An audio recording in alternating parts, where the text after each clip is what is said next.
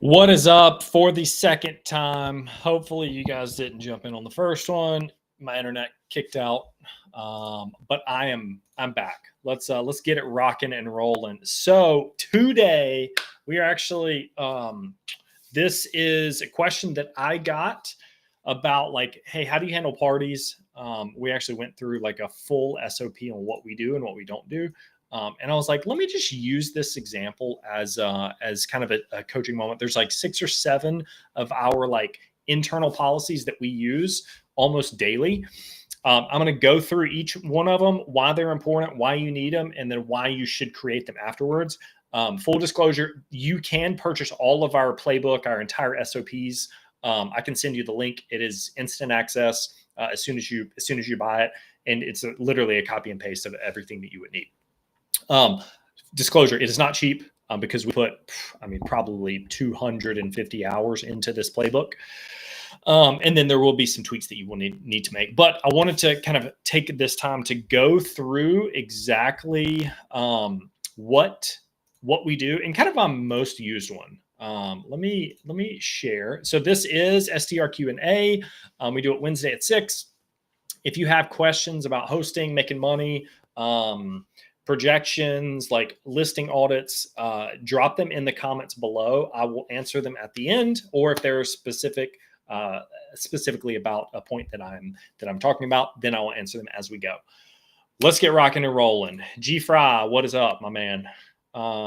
Let's share screen. All right. So here are, let me make this a little bit bigger. All right. So one that we use every day. So new work orders. This is a specific set of steps that we do when something breaks. Let's say the lamp breaks, the table breaks, disposal's not working, HVAC's not cooling hot enough. That's a flavor of the week this week. Hopefully you guys aren't experiencing that. But like the specific set of steps that you need to take need to be documented in an exact order depending on what project management software you use. I love Asana just because it's super simple and everybody can do it. But the specific steps on how to create the work order, like for us, we duplicate it from a template that's like, okay, this specific work order, you need to tag it as work order. You need to assign it to whatever resource, our on-site inspectors, our area manager, maybe it's a remote task that we can do, and then set a due date. So there's a specific set of steps that we do in the exact order every single time. I mean, we probably create, 5 to 10 work orders a day. Sometimes there's like 20 some a day if we have a huge turnover day. So the reason for this and why you need to do it is like, there's so many times where I'll talk to hosts and I'll be like, okay, this happened, right? Like, okay, how was it documented? Where's evidence? Where's proof? Because on the back end, whenever you get to a point where, let's say Airbnb, and you like need to fight your case, right, with the HVAC issue.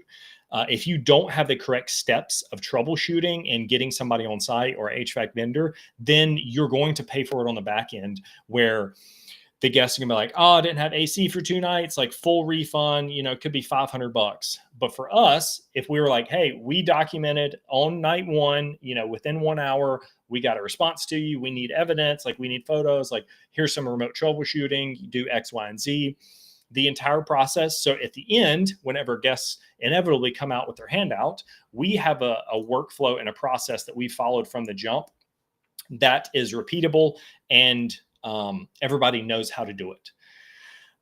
So work orders are very important. One that we use, we went freaking, there's probably 20 versions of like steps that we had to do from work orders perspective. It's been a work in progress, but now it is in a really good spot. But very, very important because it is used almost daily.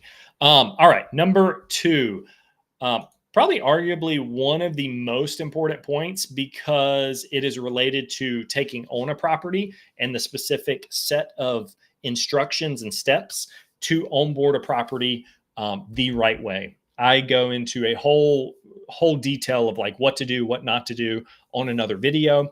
And then also in my free course in school, I give you literally the entire steps of how to onboard a property. And what not to do. Learn from my mistakes, because I've made plenty of them. I'm not perfect whatsoever, but I've made the mistakes, so you do not have to. All right. So specifically for property onboarding, there is a set of like 30 some steps that we need to do every single time. We need to document, like, for example, we need to document where the hot water heater is, where the water shutoff is, where the furnace is, where the thermostats are, how many beds in each room, what are the sizes of beds. So therefore, if a guest asks me any question on the property, like, I should have it documented from the jump before we even take our first reservation. Obviously, there are like unique scenarios about each property. Like, my favorite one is, okay, the dishwasher is tied to this switch beside the sink. If the dishwasher doesn't work unless this switch is turned on. So we've got like a frequently asked questions on every property overview that we use, where it's like, okay, this wasn't caught during onboarding. A guest said it. So we want to make sure we document it in our internal policy. So that way, the next time the guest is like, hey, the dishwasher isn't working. What's going on? First thing is like, anybody, any like, if we hired a new person, they could go here and be like, oh, actually search dishwasher. Let me turn the switch on right beside the sink, see if that fixed it. Chances are, if you do a good job here, everything else down the road takes care of itself. All right, next one, we've got like our core values. I'm not going to bore you with the details, because I think it's a lot of like frou-frou stuff, but this is actually one of my favorite ones that we actually talked about today with my business partner, Riley. So core values, the 131 rule. I actually stole this from Dan Martell in Buy Back Your Time. If you don't know Dan Martell, go look him up. He's really good about, building businesses and scaling and buying back his time. So I've tried to learn a lot from him. The 131 rule is essentially whenever you get to a point where you've either got like teammates, or you could use this for vendors as well. It's a little more applicable to like internal teammates, but essentially the 131 rule, it's a framework that you can implement with your team to help get decisions made quickly, so you can move on with your day or make a decision. The worst decision is the unmade one. The worst decision is the one that's like, I'm going to sleep on this and like, I'll figure it out tomorrow. Like, holy anxiety attack. Just make the freaking decision. Not making the decision today is making the decision. It is no. So make it yes or no, be firm about it, and then move on. If you screw up and make a wrong decision, like, who cares? Our team screws up all the time. Like, we're human. I screw up all the time. So the 131 rule is essentially like, the first in this one is identifying the one problem that we're trying to solve. There's only one problem that you can solve at a time. Don't like, okay, this and this and this. Nope, don't care. One problem at a time. The three is three possible solutions to that first problem that we've identified. So we've got the problem identified. We have three viable options of, experience. Like, okay, here's option one. Here's the pros and cons of this. And here's option two, pros and cons of this one. Here's option three, pros and cons of that one. So the last one is, of those three choices, decisions, options in the middle, pick your favorite one.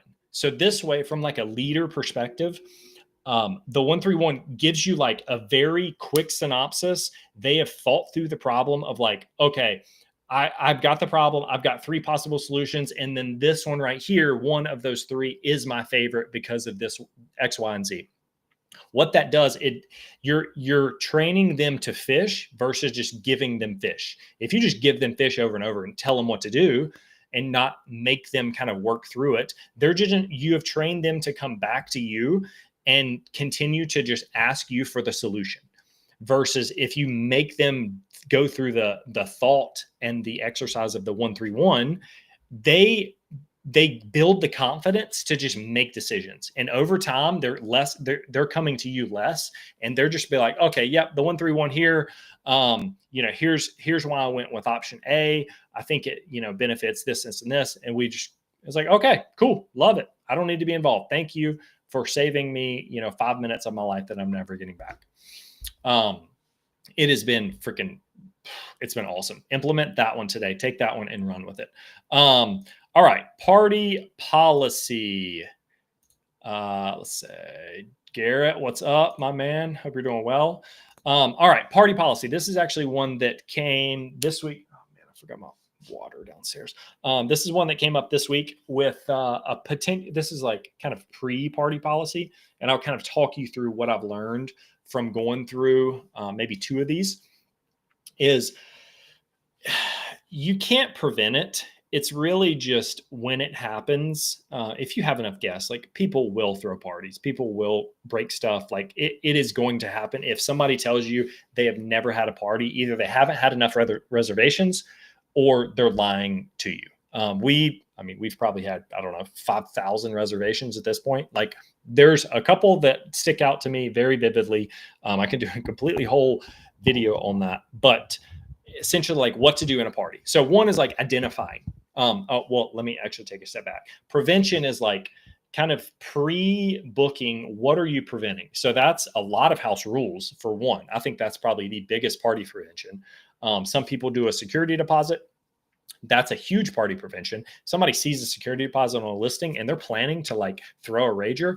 They're not going to that listing. They're going to the next one that doesn't have it. Typically it's like new listings with little fees, new host, no security deposit, no rules.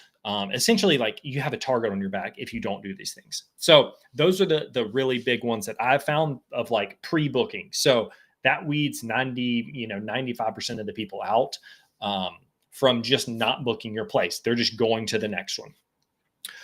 So during the reservation or like post booking, pre-reservation, that like window where they haven't checked in yet, but they have a reservation on the books. That's where we're collecting like their check-in form. Hey, why are you coming to Charlotte? What are you doing here? How many people are going to be at the property? What's your name? What's your email? Like upload your ID or passport. We're getting all that info.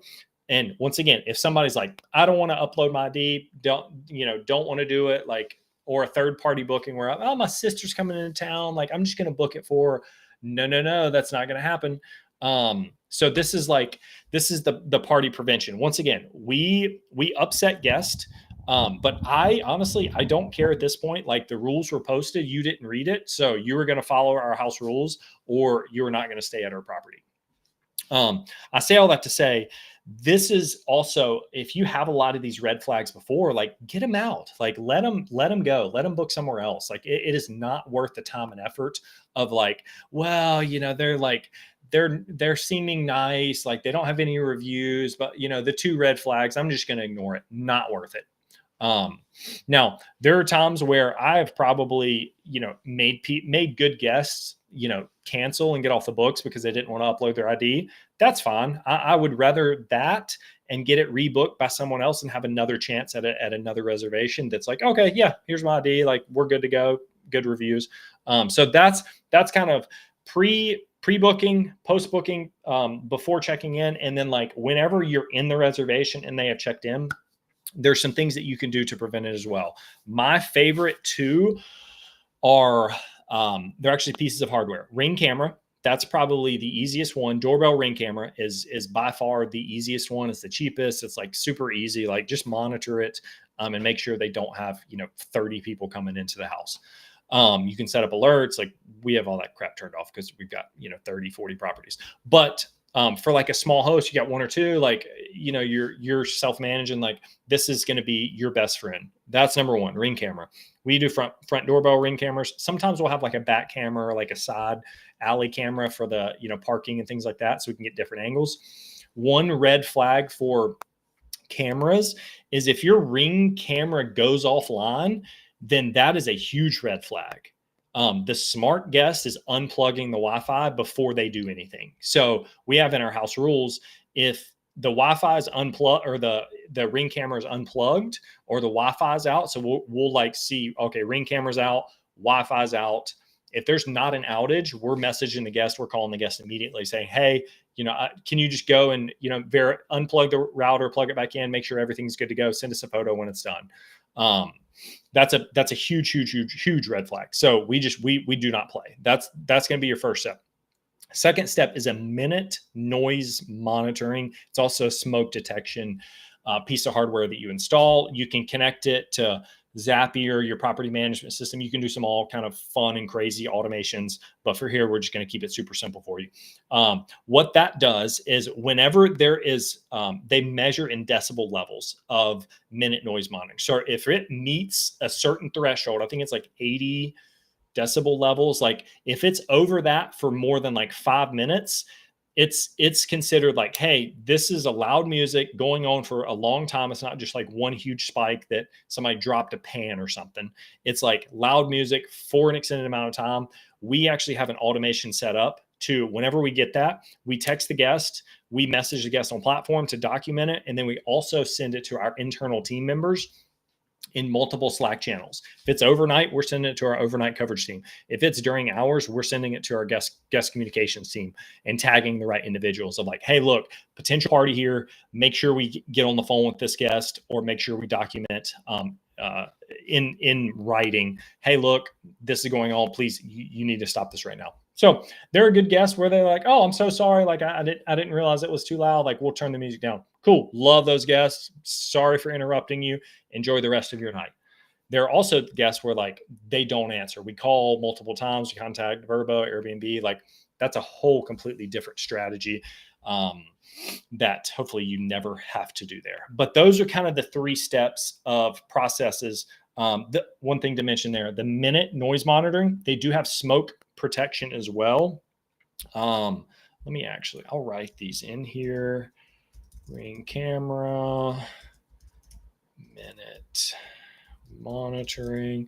Both of them have like a yearly subscription. I don't know. It's like $100 a year, $200 a year. Completely worth it. You get one bad guest that breaks the rules, like pays for itself 10 times over. This also has smoke monitoring. So the early ones, we had a new one. The new ones have smoke monitoring. So if it can detect smoke, weed, cigarette, like hookah, like whatever they're smoking, same thing. And once again, this is the stacking the evidence that I talk about a lot. Stacking the evidence to whenever you get through the reservation, there's going to be a point in time where you're like, hey, look, I have evidence that you broke house rules. You did this.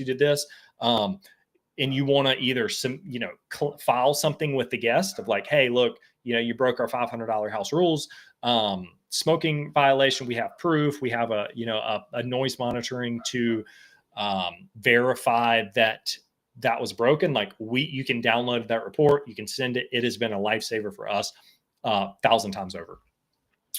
The next one, PTE. This is permission to enter. This is like, if there is a problem at the property, usually we will get permission to enter verbally written on the platform as soon as we like think we'll need a vendor to come over. We'll usually be like, okay, yep. Does my HVAC have permission to enter the property? He's going to be there between 2 and 4 p.m. tomorrow, yada, yada, yada. So make sure you get that before you send anybody in. That's a big no-no. And you could get banned if you do not get PTE, permission to enter a property. We had one scare one time where the guest literally checked out. They told us to check out. And then we got permission to enter, but they were like, oh, you trespass. Like, yeah, it's during my reservation. It was a whole thing. Do not be that host. Make sure you get permission to enter. It will save you in the long run. And it's a good habit to get in. All right. Tours before booking. This one is, we used to do like video tours, and I've actually met a couple people when it was just me and Riley managing these properties. I would like meet people at the property. There was, I think, 2 in a row that I met them at the property, 2 people. They did not end up booking. And that was the last time I ever did that. It wasted 2 hours of my day driving back and forth and kind of showing them around. They ended up not booking. So it was not worth my time. I don't think you should do it either. This is the only real estate transaction that is done 100% virtual. What we do instead is 3D virtual tours. And these notes are, I'll put them in the replay. Let me know if you need them. 3D virtual tours. This would be a lifesaver. This is just a way that people can like virtually walk the property without actually going to the property.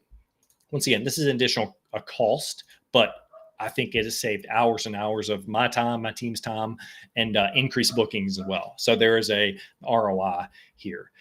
And then the last one, if you guys have questions, I'm just riffing here. This has been something I'm super passionate about. We're like process. Like, okay, how do we do this? How do we document it? So the next time, a 12-year-old could do it. Google Chrome for swapping accounts. So we have a lot of accounts that we like log in and out of. Could be like co-host or Airbnb accounts or Price Labs accounts. Or like Spectrum Internet accounts. So we have a Google Chrome profile for swapping accounts. What that does is instead of having to log out and log into the account under one Google Chrome profile, you can set up a new Google Chrome profile. So I'll have it for like client A, client B, client C, and then have all of their like logins like Airbnb, Lodgify, okay, this is Airbnb, Hospitable, Price Labs, like, and I just can literally click 2 buttons and I'm magically logged into their account automatically. So that is something that it takes a little bit of setup, but it is so freaking time saving. And if I were to I could go into all of our clients' accounts with like a couple clicks of a button without logging out and logging in. It caches it, it saves it. And it is it's a lifesaver. All right. I know that was a lot of words. I appreciate everybody for sticking with me. I don't see any questions. So I am the last time I did this, I did like free listing audits. I'm going to probably post it on social media today and then kind of vet people. If you're not following me on Facebook, go Facebook or Caleb Shore. I'm going to post one there. I'm going to do 2 free listing audits. Last time I had probably 18 people reach out wanting a free listing audit. I'm going to only do 2. And next week I'm going to be doing those live here on a Q&A. So I will make the post probably tomorrow. Go follow me, friend me on Facebook for your chance to earn a complimentary listing audit. Last time, one of our clients booked like a 35-night stay after the complimentary listing audit. So the stuff freaking works.